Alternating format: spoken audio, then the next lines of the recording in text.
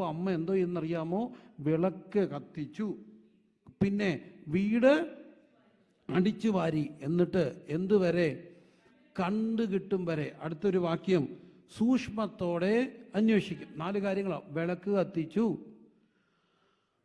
അടിച്ചു വാരി, കണ്ടു കിട്ടും വരെ, സൂക്ഷ്മത്തോടെ. ഉറക്കെ പറഞ്ഞേ, വിളക്ക് കത്തിച്ചു. ഉറക്കെ പറഞ്ഞേ, വിളക്ക് കത്തിച്ചു, അടിച്ചു വാരി, കണ്ടു കിട്ടും വരെ. 3, സൂക്ഷ്മത്തോടെ. വിളക്ക് കത്തിച്ചു. അപ്പം പോയെന്നറിയുന്നതിന് മുമ്പ് എവിടെ എന്ത് കത്തിക്കണം? വിളക്ക് കത്തിക്കണം. അങ്ങ് ദൂരെ പോയിട്ടില്ല, എവിടെ ഉണ്ട്? വീട്ടിലുണ്ട്. അപ്പം കൂടുതലും രണ്ടാമത്തെ സ്റ്റേജിൽ പോകാൻ സാധ്യത എവിടെ വെച്ച് തന്നെയാണ്? വീട്ടിൽ വെച്ച് തന്നെയാണ്. അതുകൊണ്ട് വീടിൽ നിന്ന് വിളക്ക് കത്തിക്കണം. വിളക്ക് കത്തിക്കുക എന്ന് പറഞ്ഞാൽ എന്തായിരിക്കും? ഞാൻ എൻ്റെ ഭാഷയെ പറയട്ടെ, വിളക്ക് കത്തിക്കുന്നത് പ്രാർത്ഥനയുടെ വിളക്കാണ്, ഉപവാസത്തിൻ്റെ വിളക്കാണ്. ഉപവാസവും പ്രാർത്ഥനയും കണ്ണീരും കൊണ്ട് അമ്മ അറിയണം, പോകുന്നതിന് മുമ്പ് അറിയണം, വീട്ടിൽ നിന്ന് പോകുന്നതിന് മുമ്പ് അറിയണം. എന്നിട്ട് വിളക്ക് കത്തിച്ചു, ചൂലെടുത്തു, അടിച്ചു വാരി. ഞാൻ ഈ ദ്രഹ്മ ഒരു നാണയം പോലുള്ള സാധനമല്ലേ? ആ ദ്രഹ്മ ഫിഗറേറ്റീവ് ഉപമയാൽ പാരബിളായിട്ട് പറയല്ലേ? അപ്പോൾ ആ ദ്രഹ്മ അങ്ങ് കട്ടിൻ്റെ കീഴിലോ അലമാരുടെ കീഴിലോ ഒക്കെ തെറിച്ചു പോയി കിടന്നെന്ന് വെക്കുക. കൈയിട്ട് തപ്പാൻ ഒക്കുവോ? ഇല്ല. അപ്പോൾ അമ്മ ചെയ്യുന്നൊരു കാര്യമുണ്ട്, ചൂലെടുത്തിട്ട് അടിക്കും. ചൂലെടുത്തിട്ട് ഇങ്ങനെ കട്ടിൻ്റെ കീഴേ കൂടെ ഒക്കെ ഓടിക്കുമ്പോൾ ടിങ്ങെന്നൊരു സൗണ്ട് കേട്ടും. അപ്പോൾ അമ്മയ്ക്കറിയാം ഇതെവിടെ മുട്ടി? ദ്രഹ്മയിൽ മുട്ടി, കട്ടിക്കീഴിൽ എവിടെ കിടപ്പുണ്ട്. എന്താ അത് പറയുക? ഒരു കാര്യം ഉറപ്പാ, എവിടെ കിടപ്പുണ്ട്? പ്രാർത്ഥന എത്താത്ത ഒരു ദൂരത്തേക്ക് ഒന്നും പോയിട്ടില്ല. പ്രാർത്ഥന എത്താത്ത ഒരു ദൂരത്തേക്ക് എങ്ങും പോയിട്ടില്ല. പ്രാർത്ഥന എത്തുന്നൊരു ദൂരത്തിലുണ്ടെന്നുള്ള ഉറപ്പ് ഇന്ന് രാത്രി പരിശുദ്ധാത്മാവ് തരുമ്പോൾ അതിനപ്പുറത്തേക്ക് പോകാതെ പ്രിയരെ ഇന്ന് രാത്രി അടിച്ചു വാരണം, വിളക്ക് കത്തിക്കണം. എത്ര പേരുന്ന് രാത്രി തീരുമാനിക്കും, കർത്താവേ നഷ്ടപ്പെടുന്നതിന് മുമ്പ് വിളക്ക് കത്തിക്കാൻ, അടിച്ചു വാരാൻ, സൂക്ഷ്മത്തോടെ കണ്ടു കിട്ടും വരെ? എത്ര പേരുന്ന് രാത്രി കർത്താവേ എനിക്കതിനുള്ള കൃപ തരണമെന്ന് പ്രാർത്ഥിക്കാം? കരമുയർത്തി എല്ലാവരും പ്രാർത്ഥിച്ച് ഞാൻ വളരെ ശാന്തമായിട്ട് പറയുകയാണ്, മനസ്സിലാക്കാൻ വേണ്ടി. വിളക്ക് കത്തിക്കണേ എൻ്റെ പൊന്നമ്മമാരെ തിരക്കാണെന്നറിയാം, ഭയങ്കര തിരക്കാണെന്നറിയാം, എല്ലാവരും തിരക്കാ, ലോകമെമ്പാടും തിരക്കാണ്. പക്ഷെ തിരക്കിനകത്തും കർത്താവ് നമ്മളെ ഏൽപ്പിച്ചത്, എന്നെയും നിന്നെ ഏൽപ്പിച്ചത് പോകുന്നതിന് മുമ്പ് അറിഞ്ഞ് വിളക്ക് കത്തിച്ച് അടിച്ചു വാരിയാൽ ഇന്ന് രാത്രി ഞാൻ ഗ്യാരണ്ടി പറയാം, നിന്റെ പ്രാർത്ഥന എത്താത്ത ദൂരത്തേക്ക് ഒന്നും പോയിട്ടില്ല. പ്രാർത്ഥന എത്താത്ത ദൂരത്തേക്ക് എങ്ങും പോയിട്ടില്ല. പ്രാർത്ഥനയ്ക്ക് എത്താൻ കഴിയാത്തൊരു ദൂരത്തിലേക്ക് പോയിട്ടില്ല. പ്രാർത്ഥനയ്ക്ക് എത്താൻ കഴിയാത്തൊരു ദൂരത്തേക്ക് പോകത്തില്ല. അന്ധന ശകന റിബന ഹതനെ റിഗനെ അധുനിയ ശകന റബന. എല്ലാവരും ഇന്ന് രാത്രി ഒന്ന് പ്രാർത്ഥിച്ച് വിളക്ക് കത്തിക്കണേ. ഉപവാസത്തിൻ്റെ വിളക്ക്, പ്രാർത്ഥനയുടെ വിളക്ക്, കണ്ണീരിൻ്റെ വിളക്ക്, അതൊന്നെടുത്ത് കത്തിച്ചൊന്ന് തൂക്കാൻ തയ്യാറായ ഇന്ന് രാത്രി കർത്താവ് ഒരുറപ്പ് പറയുകയാണ്, അതിൻ്റെ അപ്പുറത്തേക്ക് ഒരിക്കലും പോത്തില്ല. എത്തുന്നൊരു ദൂരത്തിൽ കിടപ്പുണ്ട്. പക്ഷെ ആ ദൂരം കവിയുന്നതിന് മുമ്പ് ഇന്ന് രാത്രി അലേർട്ടായിട്ടെ. ഇതൊരു അടിയന്തര സന്ദേശം. ഞാൻ സഭകളിലൊക്കെ പോയി പറഞ്ഞുകൊണ്ടിരിക്കുന്ന ഒരു സന്ദേശം, ഞാൻ എന്നോട് പറയുന്നൊരു സന്ദേശം എന്താണ്? ചൂലെടുക്കുക, അടിച്ചു വാരുക, പ്രാർത്ഥന, ഉപവാസം, കണ്ണീര്, അടിച്ചു വാരണം. അറിയണം. എപ്പോൾ അറിയണം? ദൂരെ പോകുന്നതിന് മുമ്പ് എന്ത് ചെയ്യണം? അറിയണം. ഇതറിയാനുള്ള ഒരു കണ്ണും ഹൃദയവും ഒക്കെ എല്ലാ അമ്മയും പ്രാപിച്ചോണേ. ഇതറിയാനുള്ളൊരു ഹൃദയവും കണ്ണും ഒക്കെ ഒരമ്മയ്ക്കത് അറിയണം. അമ്മയത് അറിയണം. ഞാനിവിടെ ഇന്നുകൊണ്ട് പ്രസംഗിക്കുമ്പോൾ ഹൃദയം നിറഞ്ഞ് പറയുക, സത്യസന്ധമായിട്ട് പറയുകയാണ്, ബാല്യകാലത്തിൻ്റെ ആ ഒരു അനുഭവങ്ങളിലൊക്കെ എവിടെയൊക്കെ ഉദറിയും ഒക്കെ പോകേണ്ട സാധ്യതകളൊക്കെ ഉണ്ടായിട്ടുണ്ട്. ഒരു ഹോമോസെക്ഷൽ എക്സ്പീരിയൻസിൽ കൂടെ ഒക്കെ കടന്നുപോയൊരു ബാല്യകാലം. ആ ഒരു സമയത്ത് എൻ്റെ അമ്മ ഒരു ദിവസം കുഞ്ഞായിരിക്കുമ്പോൾ എന്നെ വന്ന് വിളിച്ചു വെച്ചു, മക്കളെ എന്തു പറ്റി, ഇങ്ങനൊരു അനുഭവം ഉണ്ടായിട്ടുണ്ടോ? തത്ത പറയുന്ന പോലെ പറയുന്നു, അമ്മയെ മറയ്ക്കാനൊക്കത്തില്ലല്ലോ, കൊച്ചു കുഞ്ഞാ. പക്ഷെ അമ്മ അറിഞ്ഞു, അമ്മ സംസാരിച്ചു, രക്ഷപ്പെടുത്തി, കെട്ടിപ്പിടിച്ചു, കരഞ്ഞു, വിശുദ്ധീകരിച്ചു, പ്രാർത്ഥിച്ചു. അതുകൊണ്ട് ഇവിടെ നിൽക്കുന്നു. അമ്മ എങ്ങനെ അറിഞ്ഞത് എനിക്കറിയത്തില്ല, ആരും പറഞ്ഞതല്ല. അമ്മ അറിയണം. അമ്മ അറിയണം. പ്രാർത്ഥിക്കുന്ന ഒരമ്മ അറിയും. ഇന്ന് രാത്രി പറയട്ടെ, അറിയാൻ കഴിഞ്ഞാൽ അടിച്ചു വാരാൻ തുടങ്ങും. അറിയാൻ കഴിഞ്ഞാൽ വിളക്ക് കത്തിക്കാൻ തുടങ്ങും. വിളക്ക് കത്തിച്ച ഉറപ്പ നിന്റെ വിളക്കിന്റെ ദൂരത്ത്, നിന്റെ ചൂലിന്റെ ദൂരത്ത് അത് കിടപ്പുണ്ട്. അതിനപ്പുറത്തേക്ക് അത് പോത്തില്ല. അർക്ക രഗ നഗതന ശാന്തനെ ഉടാ ബന ഹദ രഗ ലഗതന. എല്ലാവരും ഇന്ന് രാത്രി ഒന്ന് പ്രാർത്ഥിച്ചേ, എല്ലാവരും പ്രാർത്ഥിച്ചേ. കർത്താവെ, അറിയുന്ന അമ്മമാരെ നിങ്ങൾ അറിയണം, അറിയുന്ന അമ്മമാരെ നിങ്ങൾ അറിയണം. വിളക്ക് കത്തിക്കണം, വിളക്ക് കത്തിക്കണം. രമ്മ പോകുന്നതിന് മുമ്പ് ഞാൻ ഒത്തിരി അടുത്ത് പറഞ്ഞു. ഞാൻ ഇന്നലെ പറഞ്ഞ എൻ്റെ ഒരു സാക്ഷ്യത്തിൻ്റെ ബാക്കി പത്രം പറയട്ടെ. 10ാം ക്ലാസ് എന്നെ അറിയാവുന്ന ഒത്തിരി പേര് ഇവിടെ ഇരിപ്പുണ്ടല്ലോ. ആ സംഭവം കൃത്യമായിട്ട് അറിയാം, പാസ്റ്ററോടൊക്കെ ചോദിച്ചാൽ മതി. പക്ഷേ എൻ്റെ ആ കരണ്ടടിച്ച് ഇന്നലെ ഞാൻ പറഞ്ഞ സാക്ഷ്യം ആ സംഭവം നടക്കുന്നതിൻ്റെ തലേ ദിവസം ഞാൻ അന്ന് SLC ആണ് പാസ്സായി വരുമ്പോൾ, റിസൾട്ട് അറിഞ്ഞിട്ട് വരുമ്പോൾ എൻ്റെ അമ്മ റോഡേ ഇങ്ങനെ നടന്നു വരുന്നു. അമ്മയുടെ മുഖം ഒരു കൊട്ടയുണ്ട്. അപ്പം ഞാൻ അമ്മയോട് ചോദിച്ചു, അമ്മയ്ക്ക് എന്തോ പറ്റി, അമ്മയ്ക്ക് എന്തോ പറ്റിയത്? അമ്മ ഒന്നും പറഞ്ഞു, ഒന്നും പറ്റിയില്ല. ഞാൻ അമ്മയുടെ മുഖം എന്നെ വല്ലായിരിക്കുക. അപ്പോൾ എൻ്റെ അമ്മയുടെ അനിയത്തിയുടെ മോൻ എൻ്റെ കൂടെ പഠിക്കുന്നുണ്ട്, അവന് ഡിസിഷൻ ഉണ്ട്, എനിക്ക് ഫസ്റ്റ് ക്ലാസ്സേ ഉള്ളൂ. അപ്പോൾ ഞാൻ അമ്മയോട് പറഞ്ഞു, അമ്മ ഇതിൻ്റെ പേരാണ് കുശുമ്പ്. അമ്മ കുശുമ്പ് കൊണ്ടല്ലേ അമ്മയുടെ മുഖം വല്ലായിരിക്കുന്നത്, കാരണം അവന് ഡിസിഷൻ കിട്ടി. അപ്പോൾ എന്നോട് അമ്മ എന്നെ പറഞ്ഞടാ, അവൻ ഭയങ്കര പഠിപ്പിസ്റ്റാണ്, പഠിപ്പ് മാത്രം അവൻ്റെ പണി. അവരെ നമ്മൾ വിളിക്കുന്ന പേരാണ് പഠിപ്പിസ്റ്റാണ് മക്കളെ, അവൻ ഭയങ്കര പഠിപ്പിസ്റ്റാണ് അപ്പോൾ അമ്മ എന്നോട് പറഞ്ഞടാ, അവൻ പഠിച്ച് കിട്ടിയതാണ്, നിനക്കിത് പഠിച്ച് കിട്ടിയതൊന്നും അല്ല, പിന്നെ പ്രാർത്ഥിച്ച് കിട്ടിയത്. അതാ പരമാർത്ഥം കേട്ടോ. നമ്മൾ ഈ പല പിള്ളേരും രക്ഷപ്പെടുന്നതൊക്കെ എങ്ങനെയാ? പ്രാർത്ഥിച്ച. ഈ വോളിബോൾ കഴിക്കുമ്പോൾ ഒരാൾ ലിഫ്റ്റ് അടിച്ചു കൊടുക്കും, പൊക്കി കൊടുക്കും. അപ്പോൾ ഒരാൾ ഒറ്റ സ്മാഷിങ് അല്ലേ പറയുന്നത്, അടിക്കുമ്പോൾ അങ്ങോട്ട് വീഴും. ഇതുപോലെയാണ് പലതിനെയും പൊക്കിയെടുത്ത് എങ്ങോട്ട് ഇടുക, അപ്പുറത്തിട്ടിട്ട്. ഈ പരീക്ഷ എടുക്കുമ്പോഴാണ് ഈ പിള്ളേർക്കെല്ലാം അമ്മയോട് അമ്മേ പത്തിച്ചോണേ, അമ്മേ പത്തിച്ചോണേ. അപ്പോൾ അറിയാം ആര് പ്രാർത്ഥിക്കണം, അമ്മ പ്രാർത്ഥിക്കണം. അപ്പം പിന്നെ അമ്മ എൻ്റെ പറഞ്ഞേട്ടാ പ്രാർത്ഥിച്ച് കിട്ടിയ. പിന്നെ ഞാൻ പിന്നെ എന്താ അറിയില്ല, നിൻ്റെ മുമ്പിൽ എന്തോ ഒരു അനർത്ഥം വരാൻ പോകുക. അന്ന് അമ്മ കരയുന്ന ഒരു പായയിരുന്ന് കരച്ചിലും പ്രാർത്ഥനയുമായിട്ട് മാത്രം ഇരിക്കുന്നു. പിറ്റേ ദിവസവും അത് തന്നെ. അത് 48 മണിക്കൂർ കഴിയുമ്പോഴാണ് എന്നെ കരണ്ടടിക്കുന്നതും അത്ഭുതകരമായിട്ട് രക്ഷപ്പെടുന്നു. പക്ഷേ ഒന്നെനിക്കറിയാം, അതിലൊരു 48 മണിക്കൂർ മുമ്പ് ഒരമ്മ മുട്ടയിരിക്കുകയാണ്. എങ്ങനെ അറിഞ്ഞെന്ന് എനിക്കറിയത്തില്ല, പക്ഷെ അമ്മ അറിയണം. ഇന്ന് രാത്രി എത്ര പേര് പ്രാർത്ഥിക്കും, എൻ്റെ ദ്രഹ്മ പോകുന്നതിന് മുമ്പ് അറിയാനും വിളക്ക് കത്തിക്കാനും കരയാനും, കർത്താവെ എനിക്കൊരു കൃപ തരണേ എന്ന് പ്രാർത്ഥിക്കാൻ ആഗ്രഹിക്കുന്ന എല്ലാ അമ്മമാരും കര ഉയർത്തി ഒന്ന് പ്രാർത്ഥിച്ചേ. യേശുവേ, എനിക്കതിനുള്ള കൃപ തരണേ. അറിയണം. വിളക്ക് കത്തിച്ചു, പക്ഷെ അവിടെ ഒരു കാര്യം ഉറപ്പാണ്, ആ ചൂല് കണ്ടെത്തുന്ന ഒരു ദൂരത്ത് കിടപ്പുണ്ട്. എന്താ അതിനകത്ത് ദൂരത്ത്? പ്രാർത്ഥന എത്താത്തൊരു ദൂരത്തേക്കൊന്നും പോയിട്ടില്ല. സുവിശേഷം സദ്വർത്തമാനമാണ്. ഞാൻ കുറേ നെഗറ്റീവ് പറഞ്ഞിട്ട് എല്ലാവരും പോയെന്ന് പറയാൻ വേണ്ടി വെക്കുകയല്ല. ഞാൻ അങ്ങനെ ഒരു സുവിശേഷനല്ല. ഞാൻ വിശ്വസിക്കുന്ന സുവിശേഷം സദ്വർത്തമാനത്തിൻ്റെ സുവിശേഷമാണ്. അത് ഹോപ്പിൻ്റെ സുവിശേഷമാണ്. എന്താ അതിൻ്റെ പ്രത്യാശ ഇതാണ്, ചൂരിൻ്റെ അറ്റത്ത് കിടപ്പുണ്ട്, ആ ദൂരത്തിനപ്പുറത്തേക്ക് പോയിട്ടില്ല. ഇന്ന് രാത്രി വിശ്വസിക്കാമോ? നമുക്ക് തന്നതൊന്നും പോകാൻ വേണ്ടി തന്നതല്ല. എല്ലാവരും പറയാം മക്കളെല്ലാം പോയി, ഞാൻ പറയും പോയിട്ടില്ല, ഒന്നും പോത്തുമില്ല. കാരണം ആപത്തിനായിട്ട് പ്രസവിച്ചതല്ല നമ്മൾ, വൃഥ അധ്വാനിക്കുന്നവരുമല്ല. അതാണ് സുവിശേഷം, ഹോപ്പിന്റെ സുവിശേഷത്തിന് പ്രത്യാശയുണ്ട്. സുവിശേഷം സദ്വർത്തമാനമാണ്. അതൊരു നെഗറ്റീവ് സ്റ്റേറ്റ്മെന്റിന്റെ ലോകമല്ല. ഞാൻ പോയെന്ന് പറയാൻ നിൽക്കുകയല്ല, പോകുന്ന ദൂരത്ത് കിടപ്പുണ്ട്, നിന്റെ പ്രാർത്ഥനയുടെ ദൂരത്ത് കിടപ്പുണ്ട്. ഇന്ന് രാത്രി പ്രത്യാശയുള്ള ദൈവമക്കൾ പറ, എന്റെ ദൂരത്തുണ്ട്. ഞാൻ ഇന്നും പ്രാർത്ഥിച്ചാൽ അതിനപ്പുറത്തേക്ക് പോയിട്ടില്ല, പോകാൻ എന്റെ ദൈവം അനുവദിക്കത്തില്ല. അതിനല്ല തമ്പുരാൻ തന്നത്. സ്തോത്രം.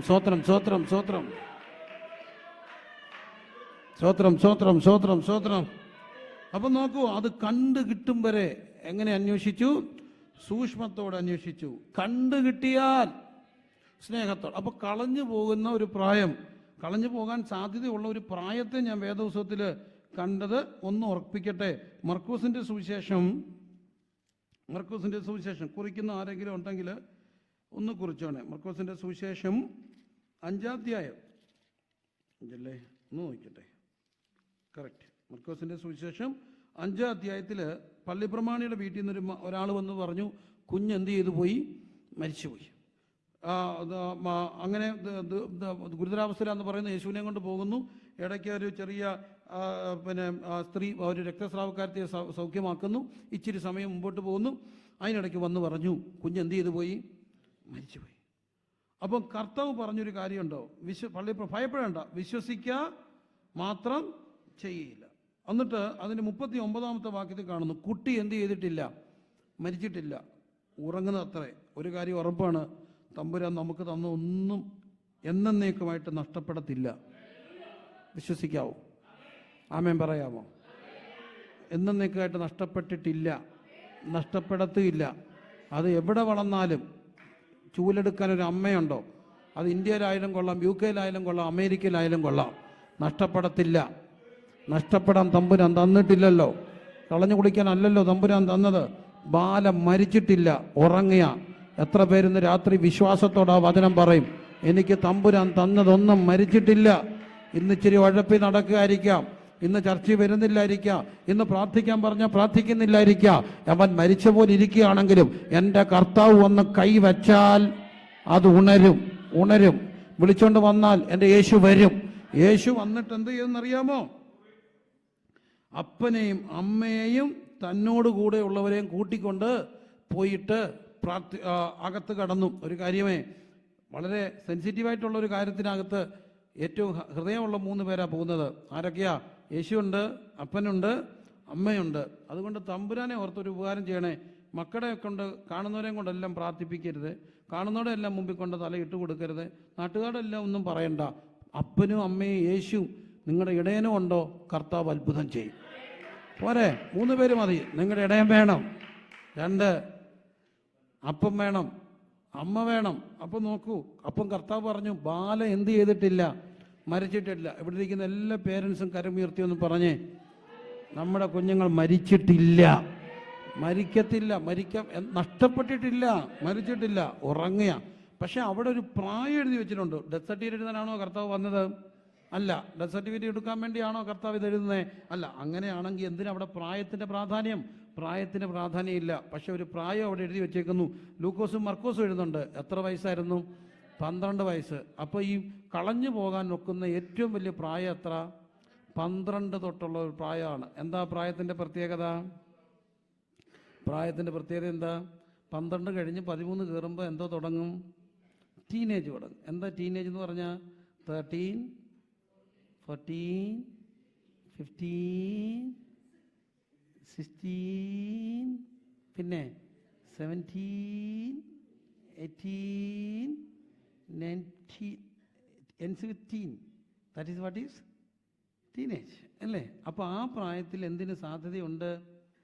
മരിക്കാൻ സാധ്യതയുണ്ട്. അപ്പോൾ ഏറ്റവും കൂടുതൽ വിളക്ക് കത്തിക്കേണ്ട ഒരു പ്രായം എത്ര വയസ്സാ? 12 തൊട്ടുള്ളവരെല്ലാം വിളക്ക് കത്തിച്ചോണം. ഈ 50 റേഷ്യോ കൂടാൻ കാര്യം ഒറ്റ കാര്യം കൊണ്ടാണ്. ഈ 100-ന്ന് 10, 10-ന്ന് 50-ലേക്ക് പെട്ടെന്നൊരു മാറ്റം ഉണ്ടാകാൻ കാര്യം ഫോണെന്ന് പറഞ്ഞ ഒറ്റ സാധനം. നിഷേധിക്കാമോ? 100 നിന്നു കുറേ നാൾ, പിന്നെ അത് 10 ആയി. 10-ന്ന് ടുക്കൂന്ന് എത്രയിലോട്ട് പോയി? 50-ലോട്ട് പോയി. 50 പോകാനുള്ള ഒറ്റ കാരണം, ആകെ തൊത്തിയെടുത്ത ഏക കാരണം ഞാൻ കാണുന്ന എന്താ? ഫോണാണ്. അത് പോട്ട് പിള്ളേരെന്ന് പറയും, അപ്പച്ചമ്മയുടെ കയ്യിലൊരെണ്ണം കിട്ടിയ കാണിക്കുന്ന കോപ്രായം കണ്ടാൽ ചുമ്മാ അങ്ങ് ഷെയർ ചെയ്യുക, ഒരു പണിയില്ല. എന്നിട്ട് ഇവർക്കിത് ശരിക്കും അറിയത്തുമില്ല. കാണുന്നിടത്തെല്ലാം ഡൗൺലോഡ് ചെയ്യുന്നുണ്ട്. അറിയാൻ വയ്യാങ്കിൽ മിണ്ടായിരിക്കട്ടെ. എന്തെല്ലാം കുഴപ്പം ഇതെല്ലാം ഒപ്പിക്കുക. അപ്പം നോക്കൂ, ഇതുണ്ടാകുന്ന ഒത്തിരി പ്രശ്നങ്ങളുണ്ട്. ഡിജിറ്റൽ പൊല്യൂഷൻ എന്ന് പറഞ്ഞൊരു സംഭവമുണ്ട്. ഡിജിറ്റൽ പൊല്യൂഷൻ്റെ ഏറ്റവും വലിയൊരു, അതൊന്നും പറയാനല്ല ചിന്തിക്കുന്നത്, ഏറ്റവും വലിയൊരു പ്രശ്നമാണ് ഡിജിറ്റൽ ഡിമിനീഷ്യ. കാരണം ഇതും അധികം നാൾ ഉപയോഗിക്കുന്നവർക്കൊന്നും ഓർമ്മയില്ല. എനിക്കൊരു 500 നമ്പർ അറിയാമായിരുന്നു. എൻ്റെ അമ്മയ്ക്ക് ഒരു 1000-1500 നമ്പർ അറിയാമായിരുന്നു. കാണാപ്പാടായിരുന്നു. എങ്ങനെ അടിക്കുന്നത് എനിക്കറിയത്തില്ല. ലാൻഡ് ഫോൺ എടുത്ത് വെക്കും, കുത്തുമ്പോൾ എല്ലാം ഓക്കെയാവും. എന്നും വീട്ടിലടിയായിരുന്നു. 5000 രൂപ 6000 രൂപ അന്നത്തെ കാലത്ത് ബില്ല് വരുമായിരുന്നു. പപ്പ കട്ട് ചെയ്യും. പിന്നെ അമ്മ തന്നെ ഇവരെ ആരെങ്കിലുമൊക്കെ ആരെ പിടിച്ചത് പറഞ്ഞു. പക്ഷെ അമ്മയ്ക്കൊരു 10, എല്ലാം സുവിശേഷക വിലയ്ക്ക് വേണ്ടിയാണ്. 1500 നമ്പറെങ്കിലും അറിയാം. എനിക്കൊരു 1500 നമ്പർ അറിയാമായിരുന്നു. ഇപ്പോൾ എനിക്ക് അത്രയൊന്നും കഷ്ടിച്ചൊരു 100 നമ്പറെങ്കിലും ഓർമ്മ കാണും. ഒരു 20 നമ്പർ കാണാൻ പറയാമോ? 20 നമ്പർ കാണാൻ അറിയാം. ഒരു 10 നമ്പർ കാണാൻ അറിയാം. പറയാം. വലിയ പൊടിക്കുകയാണല്ലോ. ഇംഗ്ലീഷ് ഉണ്ടോ? ഇല്ല, അല്ല, ഭയങ്കര മിട്ടുക്കരല്ലേ ഇവരെല്ലാം. ഒരു 10 നമ്പർ പടപടാന്ന് കാണാൻ പറ. സ്വന്തം നമ്പറെങ്കിലും അറിയോ? അതിന് നോക്കണം. എന്താ കാര്യം? എന്ത് ഉപയോഗിക്കുന്നില്ല? ബുദ്ധി ഉപയോഗിക്കുന്നില്ല. ബുദ്ധി ഉപയോഗിക്കുന്നില്ല. നമ്മളൊരു കടയിൽ ചെന്നിട്ട് പെട്ടെന്ന് കണക്ക് കൂട്ടുകയാണ്. ഇതിന് 15 രൂപ, അതിന് 16 രൂപ, അതിന് 13 രൂപ, അതിന് 14 രൂപ. പടപടാന്നൊന്ന് കൂട്ടി പറയാമോ? കൂട്ടി പറയത്തില്ല. കൂട്ടി പറയണമെങ്കിൽ എന്തോ എടുക്കണം? കാൽക്കുലേറ്റർ എടുക്കണം. എന്താ കാര്യം? ഇത് ഡിജിറ്റൽ ഡിമിനിഷ്യ. കുറേ നാൾ കഴിയുമ്പോൾ ഇതൊന്നും ഓർക്കത്തില്ല, ബ്രെയിൻ ഉപയോഗിക്കുന്നേയില്ല. പോട്ടെ, അതെല്ലാം അതിൻ്റെ ഒരു വശം. എന്തോ ആയിക്കോട്ടെ, പെട്ടെന്ന് ഈ റേഷ്യോ പോകുമ്പോൾ, വല്ലാതെ പോകുമ്പോൾ ഇതിൻ്റെ ഏറ്റവും വലിയൊരു പ്രായമാണ് എത്ര വയസ്സ്? 12 വയസ്സ്. അപ്പോൾ 12 വയസ്സിൽ അടിയന്തരമായിട്ട് എല്ലാവരും 12 കഴിയുന്നതിന് മുമ്പ് എല്ലാ അമ്മമാരും വിളക്ക് കത്തിച്ച് കുറേ നേരം പ്രാർത്ഥിച്ചോണം. കാരണം 12 എന്തിന് സാധ്യതയുണ്ട്? മരിക്കാൻ സാധ്യതയുണ്ട്. ഇനി വേറൊരു പ്രായം ഉൽപ്പത്തി പുസ്തകം 37-ാമത് അധ്യായത്തിൽ കിടപ്പുണ്ട്. ശ്രദ്ധിച്ചേ, ഉൽപ്പത്തി 37. ഉൽപ്പത്തി, ഞാനെന്നിട്ട് അവസാനം എല്ലാം പോയെന്ന് പറയാൻ നിൽക്കുകയല്ല കേട്ടോ, പോയത്തില്ലെന്ന് പറയാൻ തന്നെ നിൽക്കുന്നത്. പോത്തില്ല. എങ്ങനെ പോന്നേ? പോത്തില്ല. കടം കളയാൻ തമ്പുരാൻ തന്നിട്ടില്ല. 37, ഉൽപ്പത്തി പുസ്തകം 37 കാണുന്നു. യാക്കോബിൻ്റെ വംശപാരമ്പര്യം എന്തെന്നാൽ, അടുത്ത വാക്യം, യോസഫിന് 17 വയസ്സ് പ്രായമായപ്പോൾ. യോസഫിന് 17 വയസ്സ് പ്രായം. അപ്പം ഈ ടീനിനകത്തെ ഏറ്റവും വലിയൊരു പ്രായമാണെന്ത്? 17. പണ്ട് വിളിക്കുന്നൊരു പേരുണ്ടായിരുന്നു. എന്താണ്? സ്വീറ്റ് 17, മധുര 17. ഇന്ന് സ്വീറ്റ് 17 ഇല്ല, ഇന്ന് സ്വീറ്റ് 12 ഒക്കെയാണ്. ഈ 17 മുമ്പ് പ്രായം ഉണർന്നു. ഈ പറ്റിപ്പോയത് പണ്ട് 17 ആകുമ്പോഴത്തെ ഉണരത്തുള്ളായിരുന്നു. ഇപ്പം 17 മുമ്പേ ഇതെന്ത് ചെയ്യും? ഉണരും. സ്വീറ്റ് 17 എന്ന് പറയുന്നൊന്നുമില്ല, സ്വീറ്റ് 20s എന്നോ സ്വീറ്റ് 12 എന്നോ 13 എന്നൊക്കെ പറയാം. എനിവേ 17. യോസഫിന് വയസ്സ് എത്രയായി? 17. അന്നത്തെ 17 വയസ്സെന്ന് പറയുമ്പം 17 വയസ്സ് കഴിഞ്ഞാൽ പ്രൊഫഷണൽ കോഴ്സിന് വിടും. അന്നത്തെ പ്രൊഫഷണൽ കോഴ്സ് എന്താ? ആടിനെ വളർത്തുക. അപ്പം യാക്കോബ് മോനെ വിളിച്ച് പറഞ്ഞു, മോനെ നീ പോയി ചേട്ടന്മാരോടൊപ്പം എന്ത് ചെയ്യണം? ആടിനെ നോക്കാൻ പോകണം. അപ്പോൾ ആടിനെ വളർത്താൻ വേണ്ടി പോയി. ചെന്നപ്പോൾ ശേഖേമിൽ ചെന്നപ്പോൾ തന്നെ ചേട്ടന്മാർ ദോതാനി പോയി. അപ്പോൾ അതിൻ്റെ 37:15 ഒരു വാക്യം എഴുതിച്ചിട്ടുണ്ട്. Joseph, 17-year-old young man, he was wandering in the wilderness. വെളിമ്പ്രദേശത്ത് എന്തോ ചെയ്യായിരുന്നു? ചുറ്റി നടക്കാൻ. അപ്പോൾ ഈ 17 പ്രശ്നമുണ്ട്. എന്തിനുള്ള സാധ്യതയുണ്ട്? ചുറ്റാനുള്ള സാധ്യതയുണ്ട്. കൂടുതലും മനുഷ്യൻ ചുറ്റുന്നത് എത്ര വയസ്സിലാണ്? 17 കഴിഞ്ഞ് യൂണിവേഴ്സിറ്റിയിലോട്ടൊക്കെ പോകുന്നു, അല്ലെങ്കിൽ പുറത്തോട്ട് പോകുന്നു. ഈ 17 എന്തിന് സാധ്യതയുണ്ട്? ചുറ്റാൻ സാധ്യതയുണ്ട്. അപ്പോൾ ഈ യോസഫ് ചുറ്റിയാണ്. പക്ഷെ ചുറ്റിയെങ്കിലും ഇവനൊരു ഈ ചുറ്റുന്നവൻ്റെ മേലൊരു സ്വപ്നം കിടപ്പുണ്ട്. എന്താ സ്വപ്നം? സൂര്യനും ചന്ദ്രനും 11 നക്ഷത്രങ്ങൾ നിന്നെ നമസ്കരിക്കും.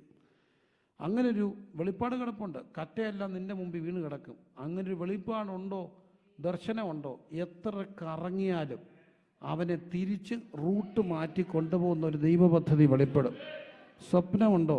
യാക്കോബ് അവിടെ ഉള്ളിടത്തോളം കാലം, സ്വപ്നം അവൻ്റെ മേൽ ഉള്ളിടത്തോളം കാലം 17കാരൻ ആ 17 ഒന്ന് കറങ്ങാൻ നോക്കിയാലും തമ്പുരാൻ അവനെ വിടത്തില്ല.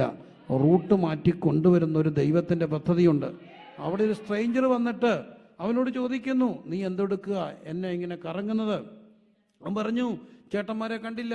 ഞാൻ കണ്ടു ദോതാനിൽ. അതുകൊണ്ടാണ് യോസഫിൻ്റെ ചരിത്രം വഴിമാറുന്നത്. ഇല്ലെങ്കിൽ അവിടെ കിടന്ന് കറങ്ങി അവൻ അവിടെ അവസാനിച്ചു പോയനെ. പക്ഷെ അങ്ങനെ അവസാനിക്കാനല്ലല്ലോ തമ്പുരാൻ അവനൊരു സ്വപ്നം കൊടുത്തേക്കുന്നത്. ഇന്ന് രാത്രി പറയട്ടെ, സ്വപ്നങ്ങളുണ്ടോ, ദർശനങ്ങളുണ്ടോ, ഒരു കാരണവശാലും കറങ്ങിക്കളയാനുള്ളതല്ല. ദൈവം വഴിതിരിച്ചു വിടുന്ന ദൈവം, ഗതിമാറ്റി വിടുന്ന ദൈവം. ഗതിമാറ്റി വിടാൻ തമ്പുരാൻ ഒരു നിമിഷം മതി. എത്ര പേരത് വിശ്വസിക്കുന്നുണ്ട്? ഗതിമാറ്റി വിടാൻ ദൈവത്തിനൊരു ഒരു നിമിഷം മതി. ഇപ്പം അലേർട്ടാകണ്ട. കളഞ്ഞു പോകാൻ സാധ്യതയുള്ള 2 ഉറക്കെ പറഞ്ഞേ, എത്ര വയസ്സ്? 12 വയസ്സ്. 2 എത്ര വയസ്സ്? 17 വയസ്സ്. ഇത് രണ്ടും സത്യമാണോ അമ്മമാരെ? 12ഉം 17ഉം സത്യമാണോ? ആണല്ലോ. അത് വേദോസം കള്ളം പറയത്തില്ലല്ലോ. ഇല്ല. കൊള്ളാം, 15 കൊള്ളാം. വിളക്ക് കത്തിക്കാനുണ്ടോ? ചൂലിൻ്റെ അറ്റം മുട്ടിയിരിക്കും. പ്രാർത്ഥന കൊണ്ട് എത്തേണ്ടിടത്ത് എത്തിയിരിക്കും. അങ്ങനെ പ്രാർത്ഥിച്ചു. അമ്മ പ്രാർത്ഥിച്ചു. കണ്ടു കിട്ടുന്നിടം വരെ എന്ത് ചെയ്തു? പ്രാർത്ഥിച്ചു. കണ്ടു കിട്ടി. കാരണം അമ്മയുണ്ടെങ്കിൽ കണ്ടു കിട്ടും. 3ാമത്തെ ഒരു ഉദാഹരണം ഇവിടെ പറയുന്നു. ഒരപ്പന് എത്ര മക്കളുണ്ടായിരുന്നു? 2 മക്കള്. റേഷ്യോ കുറയാണ്. ഒരപ്പൻ എത്ര മക്കള്? 2 മക്കള്. 2 പുത്രന്മാരുണ്ടായിരുന്നു. അവരുടെ ഇളയവൻ വന്ന അപ്പനോട് പറഞ്ഞു, അപ്പാ, വസ്തുവില് എനിക്ക് വരേണ്ടുന്ന പങ്ക് എന്ത് ചെയ്യണം? തരണമെന്ന് പറഞ്ഞു. എനിക്ക് വരേണ്ട പങ്ക് എന്ത് ചെയ്യണം? തരണമെന്ന് പറഞ്ഞു. പങ്ക് ചോദിച്ചു. അന്നും ഇന്നും എല്ലാം നമ്മുടെ ഒരു നാടിൻ്റെ സമ്പ്രദായത്തിൽ ഈ അപ്പൻ്റെ സ്വത്തിനൊക്കെ ഭയങ്കര പ്രാധാന്യമുള്ളൊരു കാര്യമാണ്. എത്ര മൂടാൻ സ്വത്തുണ്ടെങ്കിലും നമ്മൾ പറയും നമുക്ക് നമ്മുടെ അപ്പൻ്റെ എന്തോ വേണം, അവകാശം വേണം. പക്ഷേ ഈ അപ്പൻ്റെ സ്വത്ത് കിട്ടുന്നത് സാധാരണ എപ്പോഴാണ്? അപ്പൻ എന്ത് ചെയ്ത് കഴിയുമ്പോഴാണ്? മരിച്ചു കഴിയുമ്പോഴാണ്. വില്ലെഴുതി വെക്കും പറയും ഞാൻ മരിച്ചിട്ട് എൻ്റെ കാലശേഷമാണ് നിങ്ങൾക്ക് ഈ വസ്തു കിട്ടുന്നത്. അപ്പോൾ അപ്പം ഈ വസ്തു കിട്ടണമെങ്കിൽ അപ്പൻ എന്ത് ചെയ്യണം? മരിക്കണം. പക്ഷേ അപ്പൻ ജീവിച്ചിരിക്കുമ്പോഴേ വന്ന് എന്ത് ചോദിച്ചു? അവകാശം ചോദിച്ചു. അങ്ങനെയാണ് ഇവൻ്റെ മനസ്സിൽ ആരും ഓൾറെഡി മരിച്ചു, അപ്പം മരിച്ചു. എപ്പോഴും ഓർത്തോണം, നമ്മൾ ഇതെല്ലാം കിട്ടിയിട്ട് നാട്ടിലെ ഒരു പ്ലാവിൻ്റെ അറ്റത്ത് പോയി വഴക്കുണ്ടാക്കുമ്പോൾ ഓർത്തോണം, ബന്ധം മരിച്ചവനെ വീട്ടിൽ വഴക്കുണ്ടാക്കത്തുള്ളൂ. സത്യമായിട്ട് സങ്കടം തോന്നിയിട്ടുണ്ട്. ഇട്ടുകൂടാൻ സ്വത്തുണ്ടായിട്ടും നാട്ടിൽ വന്നിട്ട് അപ്പൻ അതിന് കൊടുത്തെന്നും പറഞ്ഞുകൊണ്ട് വീട്ടിൽ കിടന്ന് ഉച്ചമൂട് വഴക്കുണ്ടാക്കുന്ന UK-കാരെ ഞാൻ കണ്ടിട്ടുണ്ട്. എന്നോട് ക്ഷമിക്കണേ, എല്ലാവരും അല്ലെങ്കിലും കണ്ടിട്ടുണ്ട്. ഒരുത്തൻ എന്നോട് പറഞ്ഞു, ഞാൻ വീട്ടിൽ പോയിട്ട്, ഞാൻ എൻ്റെ ഭാര്യ വീട്ടിൽ പോയിട്ട് 1 മാസം ഞാൻ എൻ്റെ വീട്ടിൽ പോയി എൻ്റെ അപ്പനെ കണ്ടില്ല.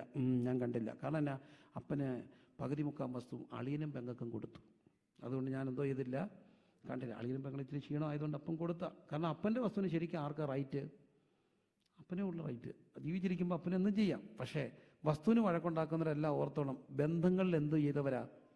മരിച്ചവരാ. ബന്ധം മരിച്ചവനെ വഴക്കുണ്ടാക്കത്തുള്ളൂ വീട്ടിൽ. ബന്ധം മരിക്കാത്തവൻ ഒരിക്കലും എന്തു ചെയ്യത്തില്ല, വഴക്കുണ്ടാക്കത്തില്ല. ഇവൻ്റെ ബന്ധം മരിച്ചു. ജീവിച്ചിരുന്നപ്പോഴേ ഇവനിൽ ആര് മരിച്ചു കാണും? അപ്പം മരിച്ചു. അതുകൊണ്ടാണ് ഇവൻ അപ്പനോട് എന്തോ ചോദിച്ചത്? അവകാശം ചോദിച്ചു. പക്ഷെ ഒരു കാര്യം, മകൻ്റെ മനസ്സിൽ നിന്ന് അപ്പം മരിച്ചാലും അപ്പൻ്റെ മനസ്സിൽ നിന്ന് ഒരിക്കലും മോൻ മരിക്കത്തില്ല. മകൻ്റെ മനസ്സിൽ അപ്പൻ ഇല്ലെങ്കിലും അപ്പൻ്റെ മനസ്സിൽ എന്നും ആര് കാണും? മോൻ കാണും. മനുഷ്യൻ പാപത്തിൽ മരിച്ചപ്പോഴും അപ്പൻ്റെ മനസ്സിൽ നമ്മളെല്ലാം ഉണ്ടായിരുന്നതുകൊണ്ടാണ് തൻ്റെ സ്വന്തം മോനെ നമുക്ക് വേണ്ടി ഭൂമിയിലേക്ക് അയച്ചത്. നമ്മുടെ മുഖം അപ്പൻ്റെ മനസ്സിൽ തെളിഞ്ഞപ്പോൾ സ്വന്തം പുത്രൻ്റെ മുഖം മറച്ചിട്ട് നമ്മുടെ മുഖം ഓർത്തിട്ട് സ്വന്തം പുത്രനെ ആദരിയാതെ നമുക്ക് വേണ്ടി തൻ്റെ പുത്രനെ കാൽവറി കുരിശി തകർക്കാൻ ഇഷ്ടം തോന്നിയത് എന്തുകൊണ്ടാ?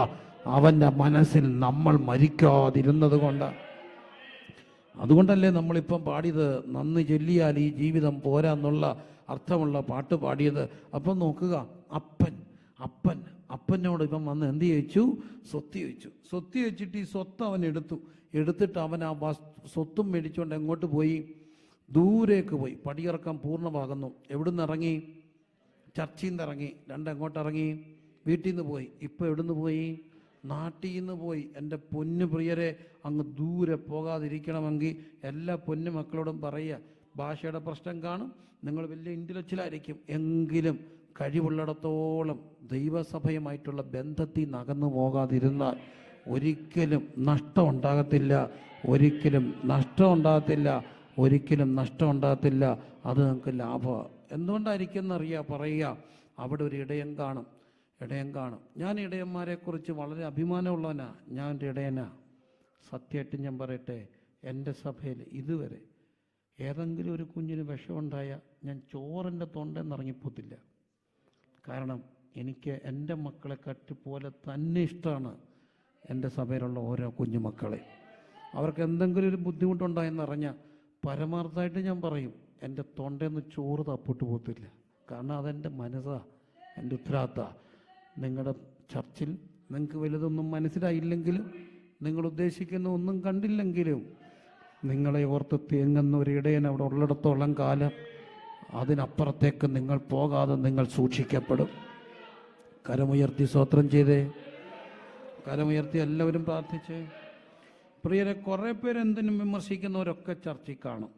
പക്ഷെ എനിക്കിന്നും ചർച്ചിനെ ബഹുമാനമാണ്. എനിക്ക് ചർച്ചിനെ ഇന്ന് ഇഷ്ടമാണ്.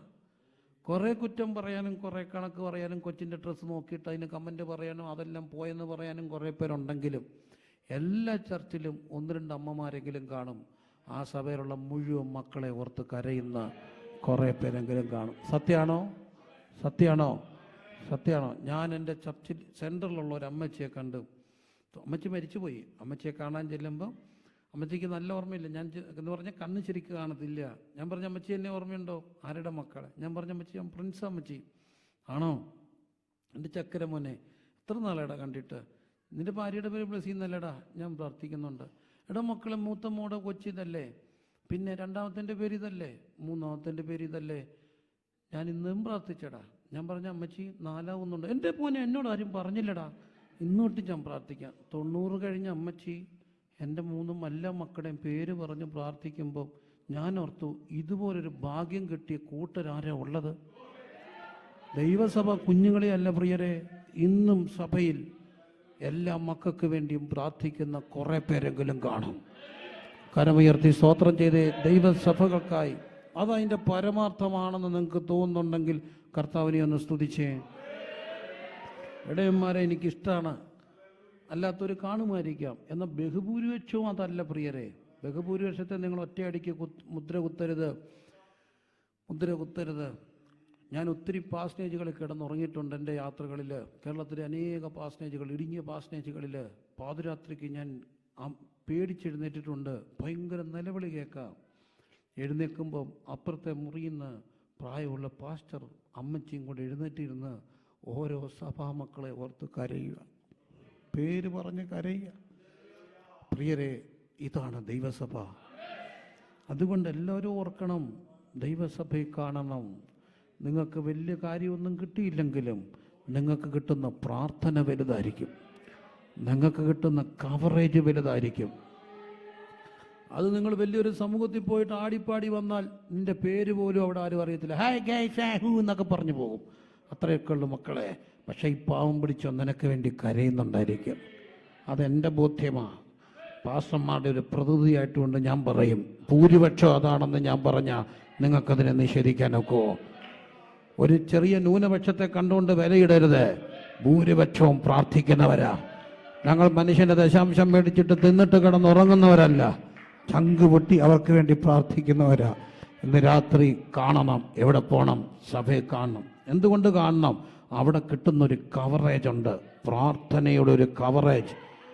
എല്ലാ പ്രിയപ്പെട്ടവരും നിങ്ങളായിരിക്കുന്ന സഭകൾ XY or Z എന്താട്ടെ, അതിനു വേണ്ടി കരമുയർത്തി സ്തോത്രം ചെയ്ത് അവിടെ ഒരു പറ്റം സഹോദരിമാരില്ലേ, അവർ നിങ്ങൾക്ക് വേണ്ടി പ്രാർത്ഥിക്കും. ഒന്നുമില്ലെങ്കിലും ഒരു വിഷയം വന്ന സഹോദരി പ്രാർത്ഥിക്കണമെന്ന് പറയാൻ കുറേ പേരില്ലേ. അതൊരു ധൈര്യമല്ലേ? അതൊരു ഉറപ്പല്ലേ? അതിപ്പര ഉറപ്പെന്താ? അതിപ്പര ഒരു സന്തോഷം എന്താ? അപ്പം പടിയിറക്കം തുടങ്ങുന്നു. 3ാമത്തെ പടിയിറക്കം. എങ്ങോട്ട് പോകുന്നു? ദൂരേക്ക് പോയി. പക്ഷെ അവനങ്ങ് പോയി. ഏറിയ നാൾ കഴിയും മുമ്പ് ദൂരെ പോയവൻ്റെ എല്ലാം എന്ത് ചെയ്തു പോയി? എല്ലാം തീർന്നു പോയി. ഞാൻ മുമ്പേ പറഞ്ഞതിൻ്റെ ഒരു വാക്കെന്ന് പറഞ്ഞോട്ടെ. ഈ ഇടയനെക്കുറിച്ചൊക്കെ പറയുമ്പോൾ പഴയ നിയമത്തിലൊരു ഇടയനുണ്ട്, പുരോഹിതൻ. പഴയ നിയമത്തിലെ പുരോഹിതന് ഈ പെട്ടകം എടുത്തുകൊണ്ട് വരും. പെട്ടകം എടുത്തുകൊണ്ട് വന്നപ്പോൾ എവിടെ ചവിട്ടി? യോർദാൻ്റെ അടുത്ത് വന്നു. യോർദാൻ്റെ അടുത്ത് വന്നപ്പോൾ യോർദാൻ എന്തായിട്ട് മാറി? 2ആയിട്ട് മാറി. പക്ഷെ ആദ്യം ചവിട്ടിയത് ആരാ? പുരോഹിതനാണ്. ആദ്യം ചവിട്ടിയും പുരോഹിതനാണ്. ഞാൻ പണ്ടൊക്കെ പ്രസംഗിക്കായിരുന്നു, പ്രിയരെ, നിന്റെ മുമ്പിലുള്ള യോർദാനെ ഇന്ന് പകല് ദൈവം ശാസിക്കാം, വിശ്വാസത്തിൻ്റെ സ്റ്റെപ്പ് എടുക്കുക, ഇപ്പം മാറും. പക്ഷെ ഇപ്പം ഞാൻ പറയത്തില്ല, കാരണം വെള്ളപ്പൊക്കം കഴിഞ്ഞ പിന്നെ സ്റ്റെപ്പൊക്കെ എടുത്ത് വെച്ച് നേരെയൊക്കെ പോവും. എനിക്ക് പണി കിട്ടിയിട്ടായിരുന്നു. ഞാൻ ആവേശത്തിൽ ചാടി ഇറങ്ങിപ്പോയി. നമുക്കിപ്പം പഴയ പോലെ ഈ മസിൽ കയറും, ഭയങ്കര തണുപ്പല്ലേ. അപ്പോൾ എൻ്റെ കൂടെയുള്ള പാസ്റ്റർമാരോട് പറഞ്ഞു, വലിച്ചു കയറി അച്ഛൻ കയറിപ്പോക്ക് ശരിയായി കളയെന്ന് പറഞ്ഞു. എന്നിട്ട് അവരെന്നെ, അല്ലെങ്കിൽ ഞാൻ ഇറങ്ങിപ്പോയാൽ. എന്നിട്ട് ഇവരിറങ്ങി. കാരണം വേറെ ആരും ഇറങ്ങാനില്ല. ആദ്യം ഇറങ്ങി. യോർദാൻ്റെ തീരമൊക്കെ എന്ത് ചെയ്യുന്ന കര കവിഞ്ഞൊഴു ഇറങ്ങിക്കഴിഞ്ഞപ്പോൾ അങ്ങ് ഇറങ്ങിയെന്നേ. ഇറങ്ങാൻ വേറെ നിവൃത്തിയില്ലാത്തതുകൊണ്ട് ഇറങ്ങിയതാണ്. അല്ലാതെ ഇത് 2ആവൂന്ന് വെച്ച് ഉറപ്പിച്ചൊന്നും ഇറങ്ങിയതാണോ? അങ്ങ് ഇറങ്ങി. തമ്പുരാൻ അങ്ങ് നീതി കാണിച്ചു. ഇതെന്തായി? 2ആയി. അപ്പോൾ ആദ്യം ഇറങ്ങുന്നത് ആരാ? പുരോഹിതൻ. എന്നിട്ട് നടുക്ക് നിന്നു. കാരണം എല്ലാവരും എവിടെ കയറണം? അക്കരെ കയറണം. എല്ലാവരും അക്കരെ കയറുന്ന വരെ ആര് നിന്നു? പുരോഹിതൻ. ലക്ഷക്കണക്കിന് ജനം മക്കളെ അക്കരെ കയറി. എന്തു സമയമെടുക്കും? ഭയങ്കര സമയം എടുക്കത്തില്ലേ അക്കരെ കയറി. അപ്പോൾ ആദ്യം കയറിയവരെല്ലാം, എൻ്റെ ഭാഷ പറയാൻ, ചെന്നൊരു പടുതയൊക്കെ വലിച്ചു കെട്ടി ടെൻ്റൊക്കെ അടിച്ചിട്ട് അവരങ്ങ് ഇരുന്നു. പക്ഷേ കുറേ കഴിഞ്ഞപ്പം അവരെല്ലാം കിടക്കാൻ തുടങ്ങി.